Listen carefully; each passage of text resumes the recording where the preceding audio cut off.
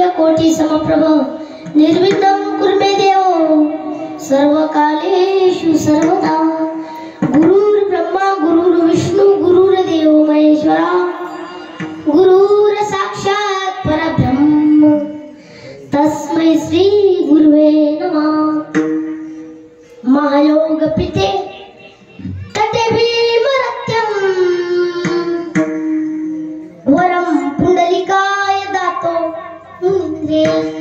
समागष्टतिष्ठं तमानन्दकन्दं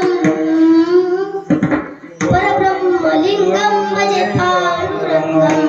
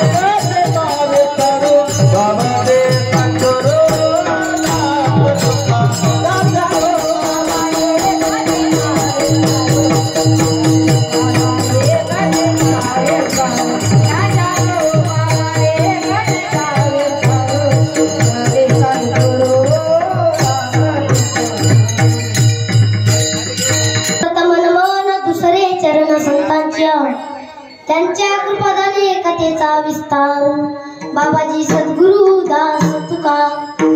ओम नमो ज्ञानेश्वरा करुणा करा दयाळा तुमचा अनुग्रह लादलो पावन झालो चराचरी विठ्ठल।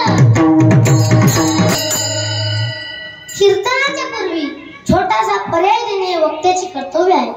हे ज्ञानोबाच्या तुकोबाच्या 5 वर्षाने झालेली महाराष्ट्र भूमी। या महाराष्ट्र भूमीमध्ये छोट मोठंच गाव गुंडाळवाडी। या गुंडाळवाडीमध्ये आज रताळेश्वर बाबाचा चाललेला अखंड हरिनाम सप्ताह यातून तसेच माझी तारीख घेणारे कीर्तनाचे सौजन्य अशोक शेठ बोलले, विशाल शेठ जैन आणि किसन आप्पा जैन यांनी सगळ्यांनी माझी तारीख घेतली त्यांना माझ्याबद्दल धन्यवाद। तसेच मृदुंगाचार्य श्रीकांत महाराज वाबडे, गायनाचार्य परमेश्वर महाराज पागधने, तसेच युवा कीर्तनकार आकाश महाराज कुराडे आणि या महाराष्ट्राला जागीत करणारे सगळ्यांच्या अंगाला काटे फुटणारे आमचे गुरुवर्य नारायण महाराज खंडारे जी त्याचे सगळे आज सगळेजण उपस्थित आहेत। तशा माझ्या आईसारखे प्रेम करण्यात आई उपस्थित आहे। तसेच आमच्या संस्थेतले पोलीस ऑफिसर ही उपस्थित आहे। तसेच विनेकरी ताळकरी माळकरी विनेकरी मृदुंगाचार्य सबंजनीत आहेत। भातदार चोपदार सबंधित आहे।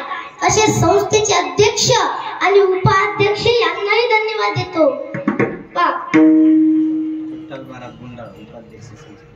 विठ्ठल महाराज गुंडाळ आमच्या संस्थेचे उपाध्यक्ष तर आमची संस्था असल्या कारणाने म्हणजे आमची गुरुवरांची तर जेवढी तुमच्याकडून होईल त्यांची तेवढी मदत करा। आणि आमच्या संस्थेत कोणाला आई नाही, कोणाला बाबा नाही, तर कोणाला काहीच नाही।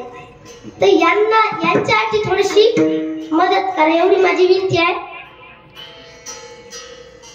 विठ्ठल तसेच सरपंच माजी सरपंच तंटा मुक्ती अध्यक्ष व बाहेर जाऊन आलेली पाहुणे मंडळी तसेच सर्वजण तुम्ही इथं बसलेले मंडपात तुमचंही स्वागत आहे.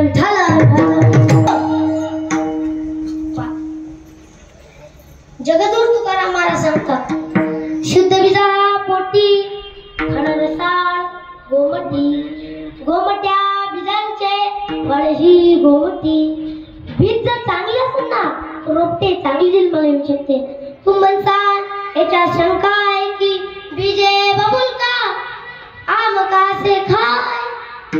महाराज बाबडीच्या झाडाला आंब्याची कर लागू शकते का. मग हिरण्यकशिपू एवढा पापी भक्त प्रल्हाद का जन्माला आलो त्याचंही कारण आहे. पूर्वीच्या काळामध्ये असणारी कयाधू त्या कयाधूला इंद्र असताना नारदाचं लक्ष गेलं. नारदाने हाक मारून सांगितली ए इंद्र अरे ते मान प्रतिवत आहे तिथे सोड. तिचा जर श्राप लागला ना तर जणू का कोशिन तर का तिची देव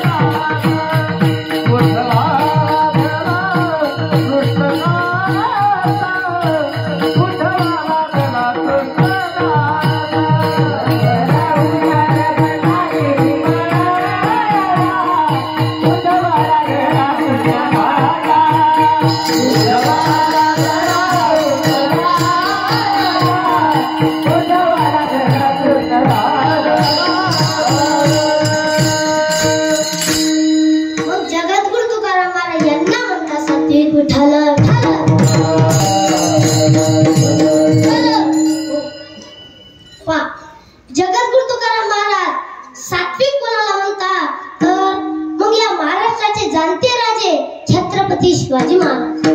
छत्रपती शिवाजी महाराजांचं नाव तालुक्यापुरतेच नाही, जिल्हापुरतेच नाही, महाराष्ट्रापुरतेच नव्हे तर भारताच्या कानाकोपऱ्यापर्यंत, मातीच्या कणाकणापर्यंत माझ्या राजाचं नाव लागते.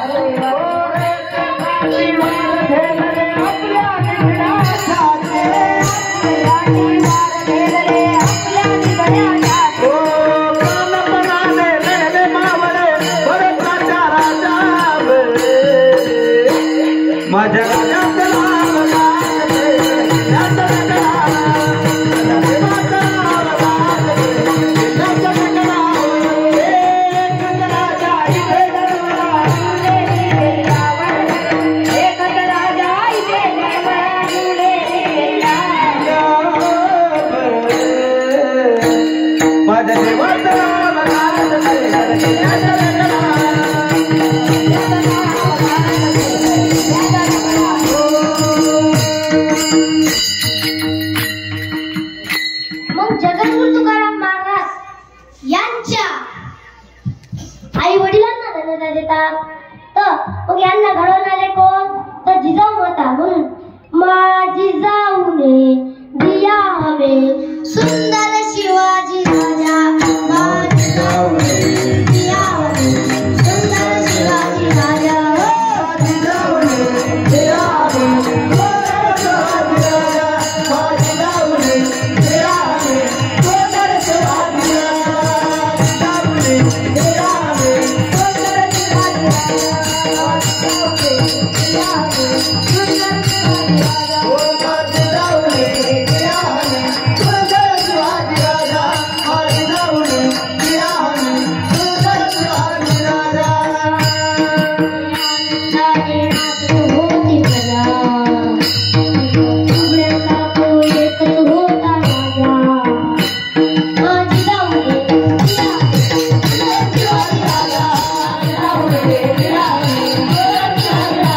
माझी जाऊने दिया हवे सुंदर शिवाजी राजा, माझी जाऊने दिया हवे सुंदर शिवाजी राजा, माझी जाऊने दिया हवे सुंदर शिवाजी राजा, माझी जाऊने दिया हवे सुंदर शिवाजी राजा.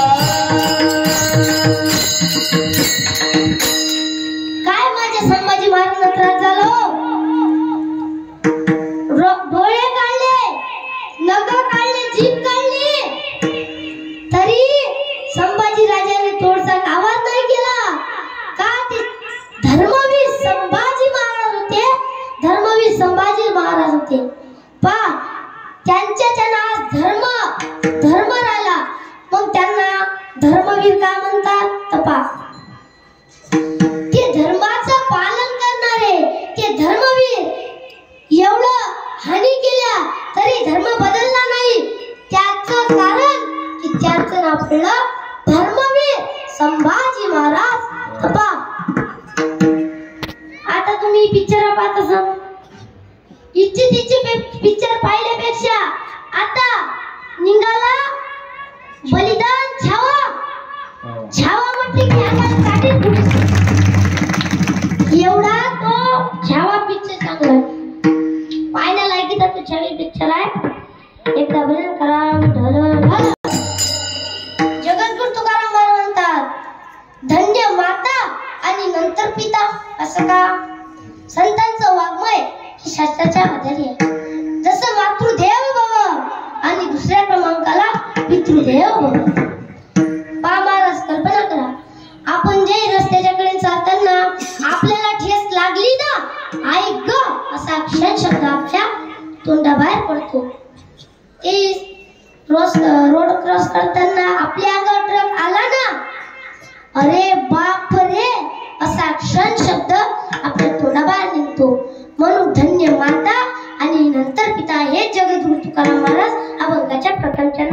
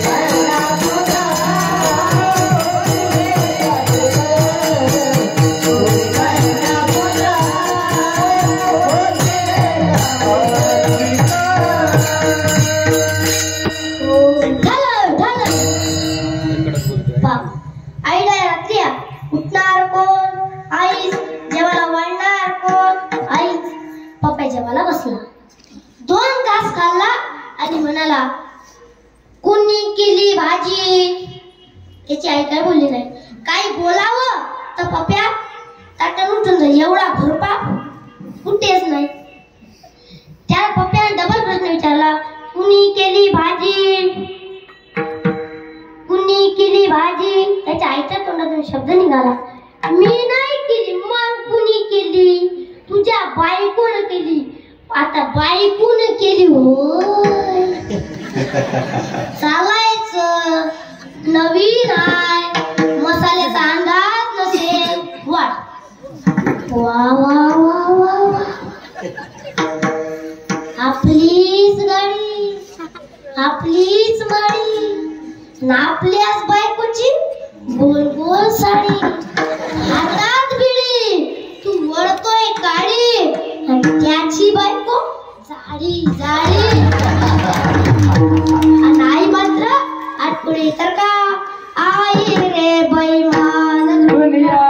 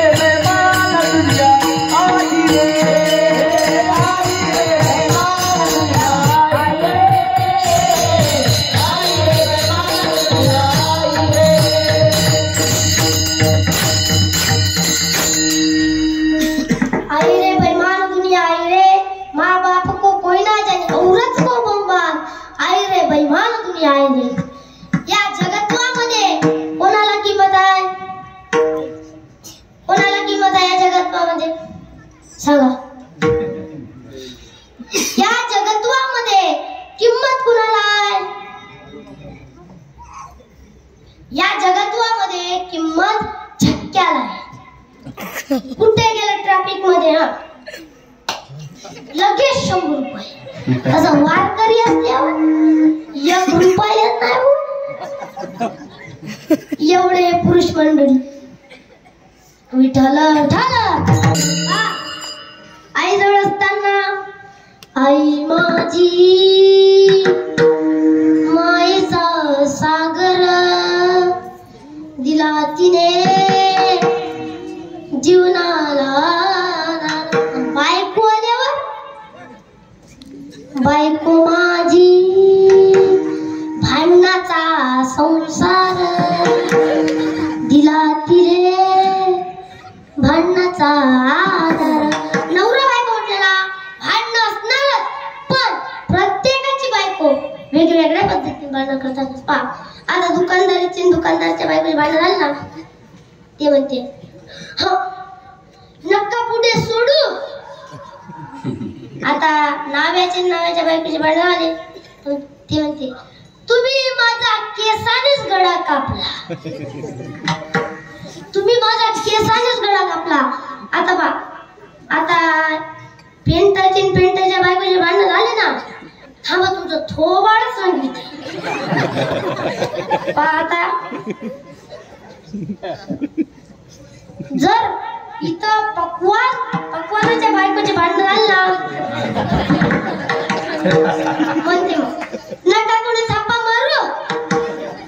आता गायकाचे भांडण झाले ना, नका कोणीकडे ओरडू. एवढं विचित्र महाराज एकदा भले करा. एकानं मला प्रश्न केला महाराज, मी तुम्हाला प्रश्न विचारतो, म्हटलं सांग रावणाला तोंड किती? मी म्हटलं 10. मग तू एका आकार कसा बघतो? म्हटलं मला माहित नाही. तो त्या हनुमंतरायाला विचार. तो पठ्ठ्या लंकेत गेलता ना, आपण दुसऱ्याच्या गावात जातो, गप बसतो, त्या गावातले आपल्याला जप मारतील. पण या हनुमंतरायाने त्या मालकाच्या गावात जाऊन त्या मालकाची दाढी जाळली.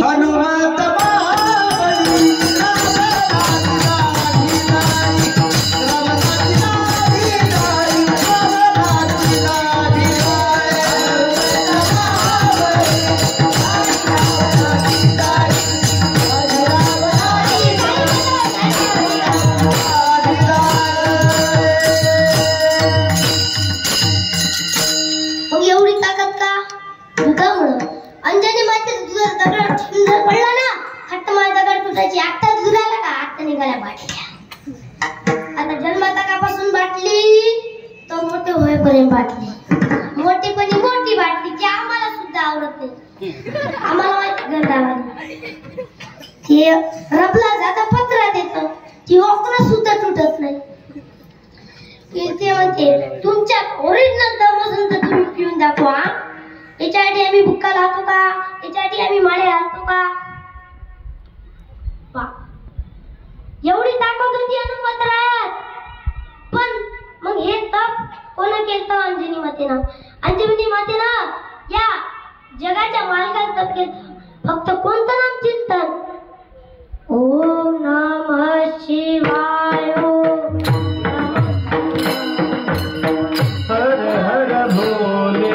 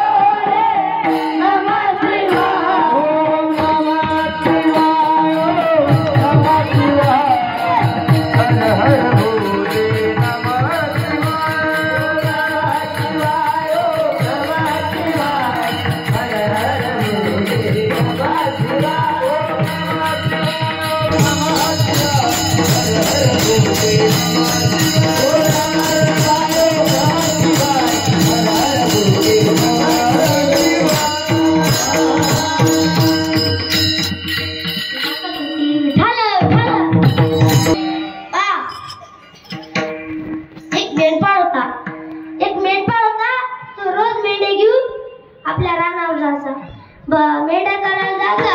पण त्या रानात एक महादेवाचं मंदिर होतं. त्या महादेवाचं मंदिर असल्या कारणाने तो त्या महादेवाची लय भक्ती करायचा. मेंढ्या चारायला सोडून द्यायचा आणि महादेवाच्या मंदिरात भक्ती करत बसायचा. एक वेळ असं झालं की त्याला खायचा होता तंबाखू. आता तंबाखू खायचा होता त्याला. तंबाखू आणला पण सोन्याची डबीच विचारली.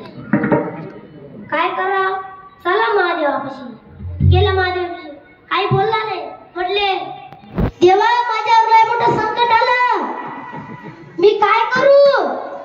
तंबाखू आणला पण सोन्याची डबी शिजवली. मग आता महादेव म्हणते, देवाला ते म्हणते, देवा तुम्ही देऊ शकत नाही. देव म्हणते, असं कसं देऊ शकत नाही, मी या जगाचा बाप आहे, काय देऊ शकतो मी, घे डब्बी. मग त्याला महादेव दर्शन दिलं म्हणून आपण तंबाखू खाणं चांगलं, फेकून दिला तंबाखू, डब्बी टाकली खिशात आणि 5 वाजता ते मेंढ्या घेऊन गेला घरी. गेल्याच्या नंतर मग मेंढ्या त्यानं बांधला, तो बाहेर गेला. पण बायाला लई सवय, कपडे धुवायचे आणि नवऱ्याचे खिसे चेक करणं. त्याच्यात पाहिली डब्बी तिनं. नवऱ्याला कुठून डब्बी आणते, घेतली डब्बी हाती, उघडली, तशी सोन्याची अंगठी निघाली. जशी सोन्याची अंगठी निघाली ती बाई खुश झाली. तिनं ती अंगठी काढली की दुसरी यायची, दुसरी काढली की तिसरी यायची, अशी अंगठ्यावर अंगठ्या, अंगठ्यावर अंगठ्या, अंगठ्यावर अंगठ्या. गरीबाची बाई श्रीमंत झाली. आता बायाचं तर माहिती, गेला नदीवर धुणं धुवायला. आता नदीवर धुणं धुवायला गेला, ते म्हणते, तुला कोण सांगते, तुला सांगते, सगळ्या गुंडाळवाडीला सांगते, माझ्या नवऱ्यानं महिनाभर भक्ती केली आणि देवाने डबी दिली आणि डबीत सोन्याची अंगठी दिली. दुसऱ्या बायला का धुणं नाही धुतलं काय नाही, गेली आपल्या नवऱ्याकडे. नवरा बिचारा जीव राहिला, जेवता जेवता नवरा म्हणते, चला उठा. तू मला सांग, एवढा जोरात का? आता लग्न झाल्यावर तर बायकोचा बाई हो अशी आवाजात म्हणते, उठा. बाई मला जीव दे, नाही म्हणते, आता उठा, चला महादेवाची भक्ती करायला. तो बिचारा महादेवाची भक्ती करायला जाते, घोडा होता, तो गेला महादेवाची भक्ती करायला. महादेवाची भक्ती करायला गेला, उपाशी पोटी किती दिवस भक्ती करणार आहे? साधी सुत्याला 15 दिवस भक्ती केली.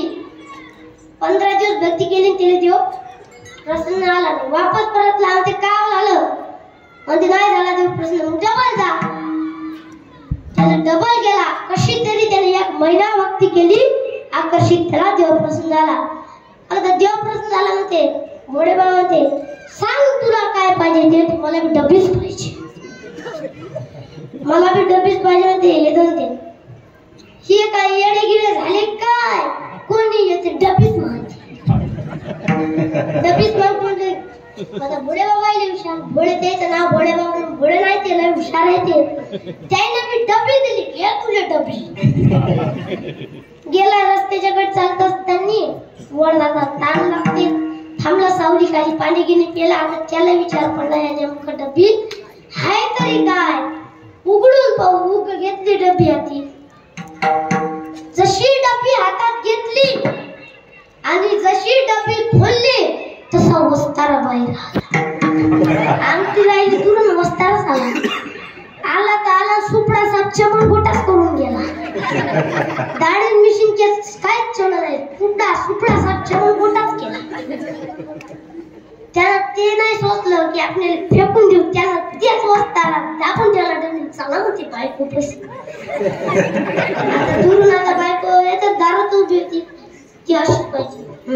आलं दिसतंय, नंतर जवळ आलं, म्हणते का हो इकून जाताना केस होते, आता केस कुठे गेले? नवरा आधीच बिचारा राहिला, ते येता येता बालाजी करून आलोय.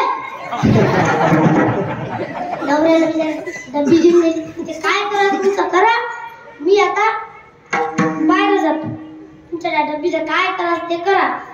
आता बाईनं काय ठरवलं की डब्बी बोलायच्या आधी हळदी कुंकाचा कार्यक्रम ठेवला. मग सरपंची, पाटली, मास्तरी, तिचा बचत गट आहे का, बचत गटाची अध्यक्ष सबल बोललेला, चला हळदी कुंकाला. जिच्या बाईचं 1 महिना आता लग्न आलं, तिने घेऊन चाल बाई, 2-2 वाण भेटते, चाल माझ्या संग.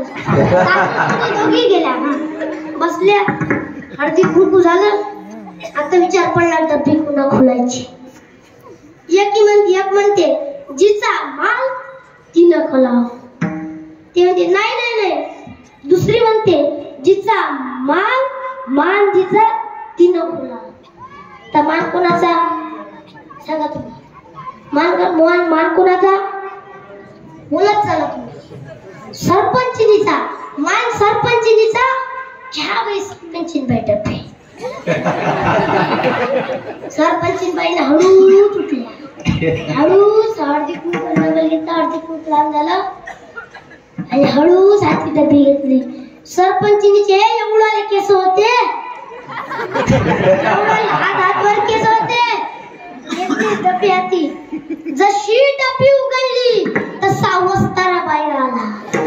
एवढे केस काही ठेवलं नाही. सुपडा साप चमन गोटा. सरपंची झाल्यावर मालकीन झाल्यावर घराची पाटली झाल्यावर बचत गटाचे अध्यक्ष मास्तरीन बी सबन असे चमन गोटे. काहीच मेळ लागे नाही. इकडे बोलत हे असं तिकडे बोलत त्याचं काहीच मेळ लागे ना कोणाले. मेळ का लागेत ना म्हणजे आता करू तरी काय. तिचं घर होतं ते म्हणजे पहिले घराच्या बाहेर निघा. आता पाटलीन बाईचा नवरा जीव राहायचा. जेवण झालं तंबाखू चोरायचा. तंबाखू चोरता म्हणते मॉडेल तर आपलंच दिसतोय. मॉडेल आपलंच आहे फक्त गाडीचा नंबर बदललाय. एवढं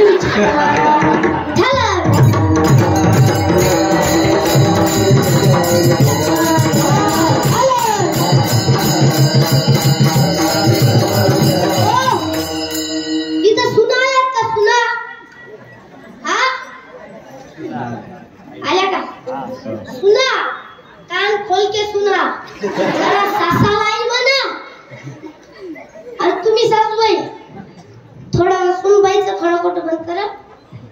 तुम्हाला हिची आई असती हिचा बाप तसा. साडी दिली पिसच साडी. एवढे भिकार आहे का. मग आले इथं जावा आलेत का. जावा आलेत ना. जावा जरा एकीकडे राहा. मग ते महाराज तुम्ही जावा. काय जावा इथं कीर्तन आले. काय जावा. सुना कान खोल के सुना. जरा सासाला आई म्हणा. मग आजपासून सुनबाईने सासूबाईला आई म्हणा. पा तुम्हाला लय काम अवघड जात असेल सुना. तुम्हाला एक वाक्य ध्यानात ठेवा. तुमच्या घरी पाहुणे रावणे आलेत ना एकच काम करायचं. आमच्या आत्याबाईला ना काम केल्याशिवाय करमतच नाही. उठलीच मत घेतलीच भांडे निघालीच अगदी साबण कलर करीत पण भांडे आजपासून सुनबाईने सासूबाईला आई म्हणा. मन पा आता बाती म्हणतील माझी आई चांगली माझी. ते म्हणते सासूबाई म्हणते लय बाया गुणाचं. सासूला आईसारखं प्रेम करतं. सासऱ्याला बापासारखं प्रेम करतं. तू मला कसं प्याय म्हणतो. आता तू कशाला चपा करत. मी आहे ना ओके. म्हातारी ते सुनबाई होती ओके. पा सुनबाई टीव्ही पुढे म्हातारी चुली पुढे. इथून टीव्हीला मालिक लागला. तुझ्यात माझा जीव लागला. जीव कुठं रंगला. इथं म्हातारी चपाट्या करून इकून आवाज येते. रागीनं झालं या. लाटू रागीनं झालं. एवढं विचित्र महाराज. चाटी सुनबाईनं सासूबाईला आई म्हणा. तुम्ही आई म्हणा ना. तुम्हाला आत्या बाई कशाला जीभेला त्रास देता. आई म्हणा ना. मग आजपासून सुनबाईने सासूबाईला आई म्हणा. उठाला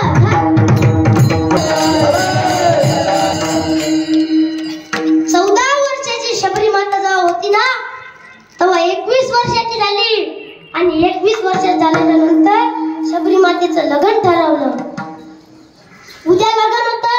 दारात 25 बोकडे बांधले. किती 25. ते शबरी मातेनं पाहिलं. शबरी माता आपल्या आईला विचारते आई हे 25 बोकडे कशा करता ग. तेव्हा आई म्हणते अगं उद्या तुझं लगीन आहे तर पाहुण्यांना दावत देण्यासाठी हे 25 बोकडे. शबरी मातेला विचार पडला जर 2 नाशिवंत जीव एकत्र येण्यासाठी जर 25 जणांचा जीव जात असेल तर मी लग्न करत नाही.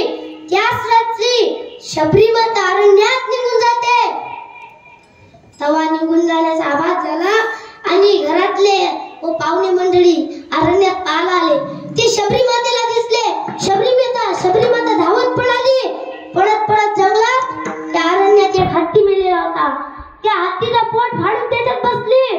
सगळ्या अरण्यात दुर्गंध पसरला आणि पाहुणे मंडळीला व घरच्यांना वाटलं इकडे शबरी आली नाही म्हणून ते वापस परतले. मग शबरीमाता अरण्यात एका कुटियापाशी राहत होती. एका आश्रमाजवळ राहत होती. मातंग ऋषीचा आश्रम होता.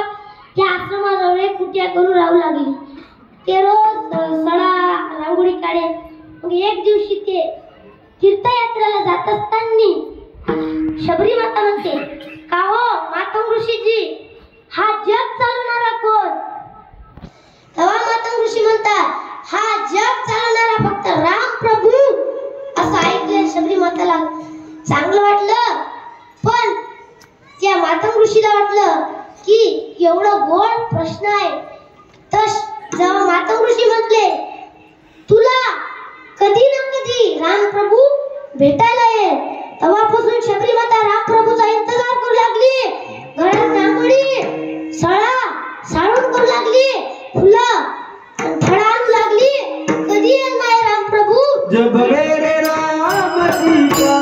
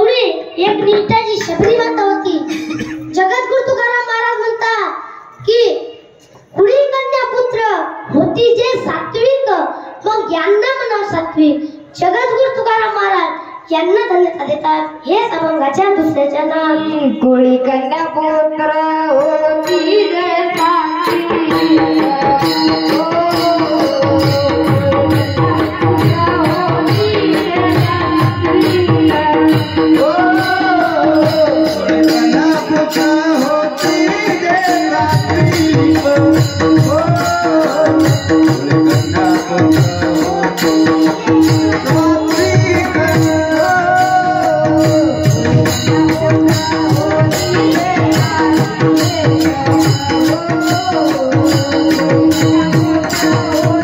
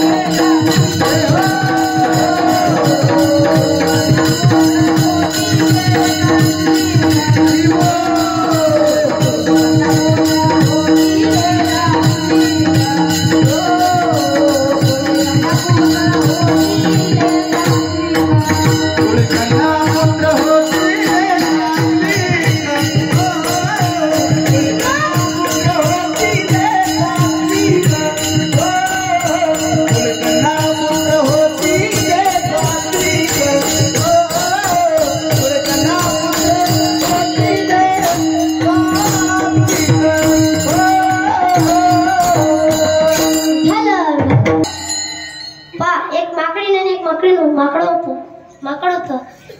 एक वेळेस काय आलं, हिरीत चैतावणी झाली की ढगातून चैतावणी पडली हिरीत की जो या हिरीत उडी टाकेल त्याला सुंदर असं मनुष्याचं रूप धारण. आता ते माकडीनं नाही ऐकलं. दोघं होते नवरा बायको, गेले म्हणजे चालावं आपण उडी खाले. ते टाका म्हणते उडी, तू भली हुशार आहे. ते मला उडी टाकायला होतं, तूच राहशील मग. आपण टाकू का दोघं संग टाकू. मग एकाच्या मेकाला हात धरला आणि धमकन उडी टाकली. जशी उडी टाकली तिकून सुंदर राजा राणीचं रूप तयार झालं. राजा राणीचा जोडा झाला. पण ते माकड म्हणाल, काय याच्या दोन पायावर उभं, या झाडावर त्या तेच नसतो तर केळं खायला भेटून काहीच नाही. तर ते तुला राहतं का? हो. ते चला आता आपण परमात्मा करू, वारी करू, हे करू. नाही ते मायाच्या ते होत नाही, तू करशील तर कर. आणि ते थांबा ना, नाही मी चाललो होते. त्या माकडाने डबल उडी खाल्ली आणि माकड झाला. ती आता रस्त्यावर थांबली आणि तिकून घोड्यावर कोणाची सवारी आली, राजाची सवारी आली. तुकडू आली घोड्यावर. आता थांबली, तिचं घोडं थांबलं. ते तुझं लग्न झालं का राजा म्हणते नाही माझं लग्न झालं नाही. ते माकड म्हणते बाप रे किती खोटी निघाली. लग्न मुली म्हणते लग्न झालं नाही. मग चाल म्हणते माय म्हणे बसली घोड्यावर चालली. ते माकड माग लागलं. ते म्हणते थांब, अरे थांब माझ्या बायकोला कुठे ते थांब. आता ते माकड असं म्हणणार आहे का? असं केलं त्यानं, खाली उडी आणि घोड्याच्या शक्तीला पकडलं. घोडं का आता ते थांबन का? घोड्यानं हाणली लात मागून. जशी लात हाणली तसं वाण्यात गोल गोल फिरत मातीत धडकन आपटलं. मग माकड म्हणते पाकरा आजाद केलं तुला गेला. आता ते राजा राणी बसली खिडकीवर बसली. केळं खात त्याचा ते माकड होतं त्या झाडावर बसलं होतं. मग ते बा पाहायचा, तिच्या तोंडातून असा शब्द निघाला, ते बा मा पाहिजे नवरा. म्हणजे तू माकडी नव्हती? म्हणजे हो पहिली मी माकडी नव्हती म्हटलं की मग माकड म्हणते आपण मनुष्याच्या रूपात होत, वारी झाली, देवही झाला असता आणि आपली बायको गेली आता सबनच गेलं. मग त्या माकडाला हे जर नाही कळलं, तुम्हाला किती सांगू, दारू पिऊ नका, व्यसन करू नका, व्यसनाच्या नादी लागू नका, ऐकतच नाही. मग त्या माकडाला हे जर नाही कळालं, म्हणून हे जरी नाही कळालं तरी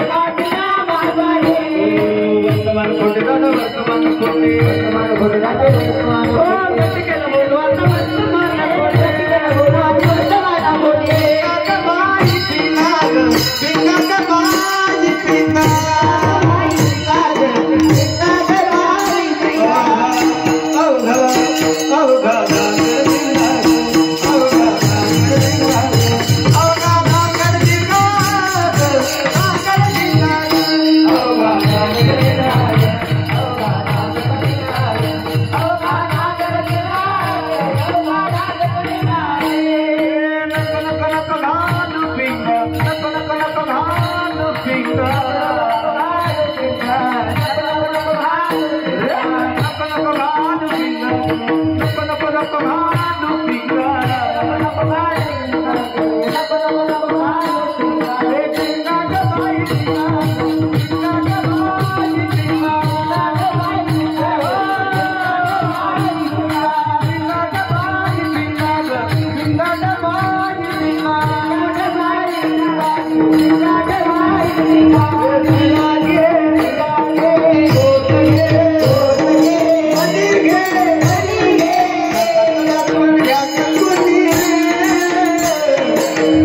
Thank you.